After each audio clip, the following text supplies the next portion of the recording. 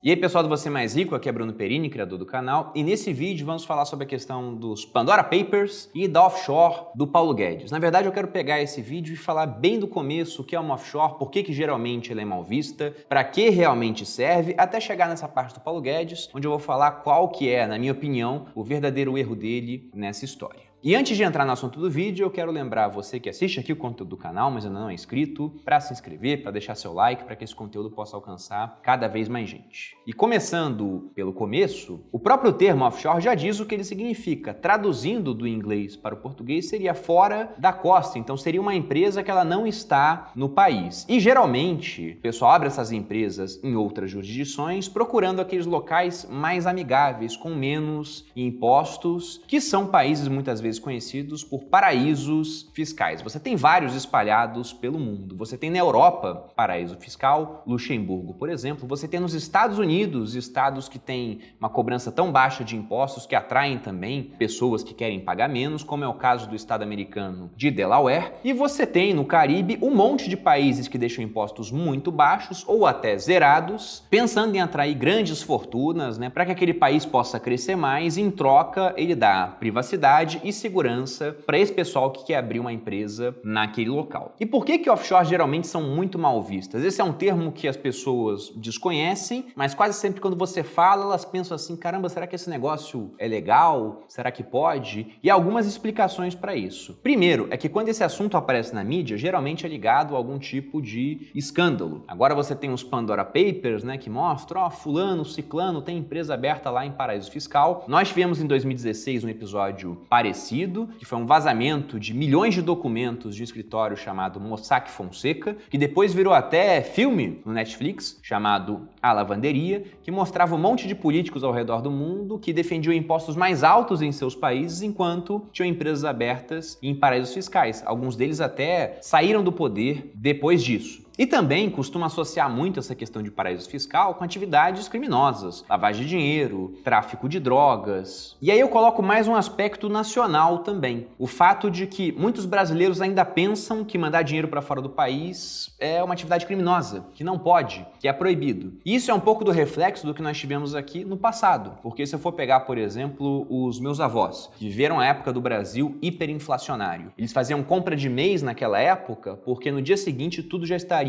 mais caro. Hoje em dia, mesmo com a inflação, entre aspas, resolvida, ela está alta nos últimos 12 meses, mas nada comparado com o passado hiperinflacionário do Brasil, eles continuam fazendo compra de mês até hoje. E da mesma forma, embora seja totalmente legal você mandar dinheiro para fora do país hoje, eu mando, tem vídeos aqui no canal mostrando como é que você pode fazer isso também para investir diretamente nos Estados Unidos, ainda assim tem pessoas que pensam que é ilegal porque lá atrás já foi legal. Na época onde nossa moeda não valia mais nada, todo mundo desesperado para trocar os seus cruzados novos, seus cruzeiros reais, por uma outra moeda. Então, durante certas janelas temporais, essa atividade ela foi proibida, porque isso evitava que as pessoas desprezassem ainda mais aquelas moedas, o que, com falta de demanda, faria com que o preço do dinheiro caísse ainda mais no final das contas. E voltando ao aspecto internacional, a campanha contra os paraísos fiscais é muito forte. Você pega até palavras da Janet Yellen, que é a secretária do Tesouro americano, e nesse ano ela chegou a propor uma taxa de imposto de renda mínima global, justamente pensando nisso, nas pessoas que ficam tirando dinheiro de países que têm cargas de impostos mais altas para mandar para países com impostos mais baixos. Então o que ela quer é que todo mundo coloque um imposto mínimo para que esses países fiquem menos atrativos e as pessoas evitem mandar dinheiro para lá. Só que esses países colocam o imposto mais baixo justamente pensando em atrair esse capital, porque assim eles conseguirão crescer mais, já que mais dinheiro entrando naquele país significa mais dinheiro rodando pela sua economia, maior geração de emprego, as pessoas passam a ter renda, quando elas têm renda elas começam a consumir mais, o consumo delas vira renda de outras pessoas e no final aquilo é ótimo para aquele país. Mas não é bom para o país que perde esse capital, mas perde porque muitas vezes está cobrando impostos muito altos. Então eu estou falando isso só para deixar bem claro que mandar dinheiro para fora não tem nenhum tipo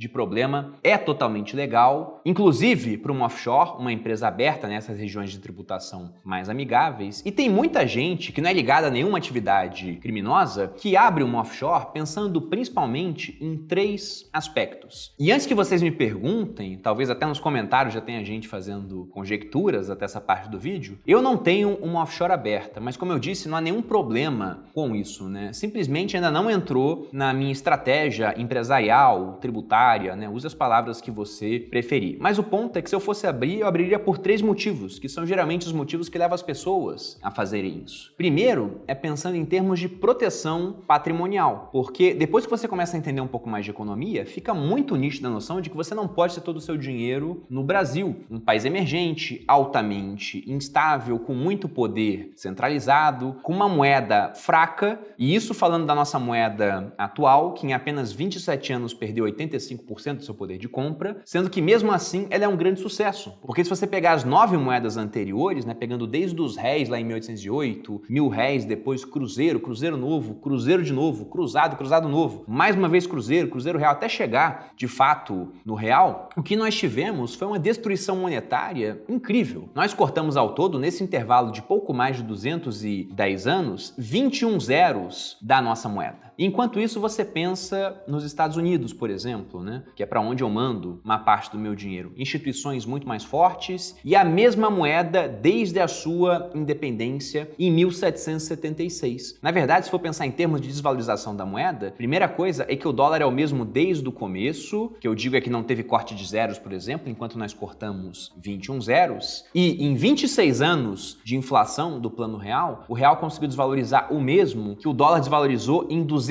anos de existência, desde 1776 até 1976. Então veja que de fato é uma moeda muito mais forte, então é normal você querer ter parte do seu patrimônio fora do país. Inclusive, se você quer aprender a investir fora do país, na Finclass você tem conteúdo teórico e recentemente, na verdade no dia de hoje, saiu um conteúdo prático que eu mesmo gravei mostrando como comprar ações, né, como comprar empresas, ativos no geral, utilizando uma corretora americana. Para quem quiser conhecer, o link para fazer parte da Finclass vai estar aqui na descrição do vídeo. Mas aí entram 2 pontos onde a offshore te confere mais vantagem do que simplesmente abrir uma conta fora, que é a parte de eficiência tributária e de planejamento sucessório. O que eu quero dizer com isso? Eu vou lá, estou investindo no exterior, eu compro e vendo ações. Se eu ultrapassar aquela regra de isenção que existe hoje, de que se você vender menos de 35 mil reais no mês, mesmo que você tenha lucro, você não paga imposto, eu já sou obrigado a pagar imposto sobre ganho de capital. Se ao invés de ser uma pessoa física fosse uma empresa aberta num desses países de tributação mais amigáveis, não haveria imposto nenhum. Eu só iria pagar imposto quando eu fosse repatriar esses recursos aqui para o Brasil, por exemplo. Então é quase como um fundo de investimento de ações, né? Enquanto está lá o dinheiro dentro do fundo, você não pagaria imposto dentro disso. E o outro aspecto é a parte sucessória, porque para o estrangeiro, dentro dos Estados Unidos, para o cidadão americano, essa regra é diferente, mas para o estrangeiro que tem mais de 60 mil dólares investidos nos Estados Unidos, o imposto sobre herança, ele beira os 40%. Então é muita coisa. E aí você pensa em uma família que comprou um imóvel nos Estados Unidos. E aí, de repente, aquela pessoa que comprou o imóvel vem a falecer. A família vai ter que pagar 40% do preço do imóvel só para ter acesso àquilo que já é dela. Como é que eles fazem para diminuir esse custo da sucessão? Simplesmente, ao invés de uma pessoa comprar um imóvel, eles criam uma empresa offshore nas Ilhas Caimã, nas Ilhas Virgens Britânicas, por exemplo. Essa empresa compra o imóvel, a família entra lá como acionista da empresa, né? Cada um vai ter uma participação. E quando alguma coisa acontece na família, um dos integrantes morre, é só fazer o processo de sucessão dentro desse país que vai ser um país com uma tributação mais amigável, pagando quase nada, porque nada mudou para os americanos, porque quem é o dono do imóvel é a empresa. E a empresa não morre, né? O que morre são simplesmente os seus controladores, passa de uma mão para outra, mas isso facilita muito esse processo. Inclusive, vários brasileiros com um patrimônio que a gente não pode falar que, nossa, é multimilionário, tem offshore aberta, pensando nisso, nessa questão sucessória, que comprou um imóvel nos Estados Unidos, que teve, inclusive, épocas muito atrativas após a crise de 2008, por exemplo. E aí, depois de todo esse disclosure aqui sobre offshore, vamos pensar aqui no caso do Paulo Guedes e também do Roberto Campos Neto, né, o presidente do Banco Central. Paulo Guedes abriu o offshore dele em 2014. Então, 2014, época do governo Dilma, ele foi lá e colocou 9,55 milhões de dólares na offshore. Eu fui procurar dados de qual o tamanho do patrimônio do Paulo Guedes, e lógico que isso são conjecturas, ninguém sabe com certeza, né? Mas estima-se que ele tenha em torno de mais ou menos uns 150 milhões de dólares de patrimônio. Então, lógico que isso aqui foi investido em 2014, a tendência é que tenha crescido ao longo do tempo, e não só pensando na conversão do dólar para o real, sendo que o dólar se valorizou contra o real desde aquela época, mas pensando simplesmente que o dinheiro foi investido. Eu acho que isso aqui não chega a ser nem 10% do patrimônio dele, que até onde consta, foi totalmente enviado de forma legal. Então, o que ele fez ao abrir offshore, né, com o patrimônio dele, na minha opinião, foi correto. Ele diversificou, ele buscou essa eficiência tributária e sucessória. Qual o problema, na minha opinião? É o que ele quer fazer com o nosso dinheiro, porque enquanto ele consegue se blindar, né, proteger o patrimônio dele, inclusive de aumento de tributação aqui no Brasil, muita gente aqui não consegue fazer o mesmo. Então é aquela história de que imposto, né, nos outros é refresco. Então, na minha opinião, esse é o erro do Paulo Guedes no final das contas. É lógico que se a gente for estender, tem mais um aspecto aí também que está puxando muita atenção. Porque vamos pegar o caso do Roberto Campos Neto. A offshore do Roberto Campos Neto, ela é mais antiga, ela data lá de 2004. Na época ele enviou cerca de 1 milhão de dólares, né, 1 milhão e 90 mil dólares para lá, que eram uns 3,3 milhões de reais naquele período. E aí, em fevereiro de 2019, ele entrou no Banco Central. Pouco depois disso, ele tomou a decisão de fechar a offshore,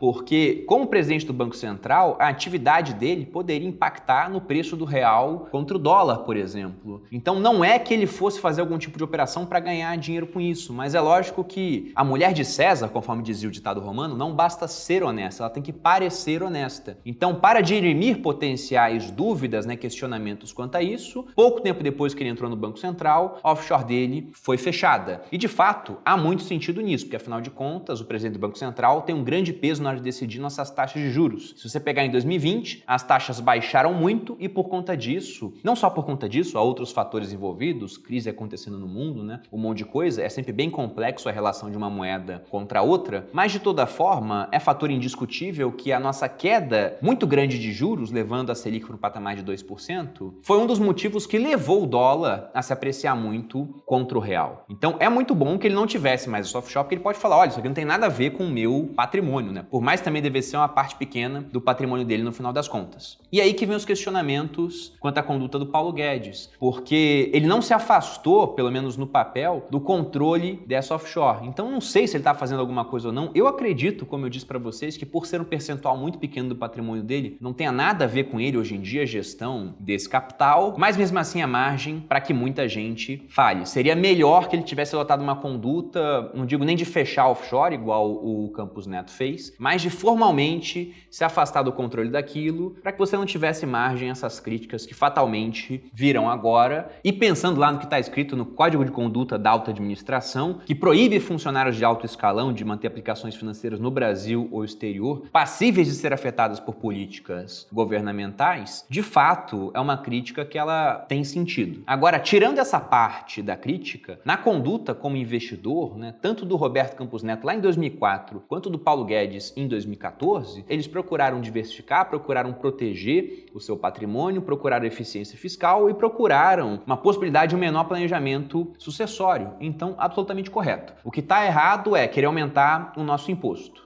Um ministro liberal, o que eu esperava dele era que ele controlasse gastos no governo, viesse a diminuir gastos e, se fosse para fazer uma reforma tributária, que ele diminuísse impostos e tornasse o sistema mais simples, porque afinal, o que se espera de um sistema tributário é que ele seja simples, seja transparente e cause o mínimo de distorção. Nosso sistema hoje ele não é simples, ele é mega complexo, somos um dos países do mundo com mais complexidade tributária, ele não é transparente e, além disso, ele causa tantas distorções que muitas vezes compensa mais para o empresário fazer lobby em Brasília, tentar ficar próximo de um congressista, do que tentar tornar a sua indústria mais eficiente no final das contas. E o que a gente tem até agora é proposta de uma reforma tributária que não vai mexer nessa parte da complexidade, vai aumentar impostos no final das contas para permitir que o governo gaste mais. E aí, se o ministro liberal ele quer aumentar imposto e gastar mais, imagina quando vier um ministro socialista, né? O que será de nós? Se o liberal já quer aumentar imposto, imagina um socialista. E no final, que eu vou deixar aqui é um recado do próprio Paulo Guedes no final das contas, que é efetivamente fazer o que ele faz. Tirar uma parte do seu dinheiro do país antes que o país país tire o seu dinheiro de você via, por exemplo, inflação, maiores impostos ou, como já tivemos no passado, e é mais difícil de acontecer no futuro, né? Vamos deixar bem claro, eventualmente até um confisco. Esse é o recado, espero que você tenha gostado do vídeo. Se você gostou, dê seu like, se inscreva aqui no canal, me siga nas redes sociais. Um grande abraço e até a próxima.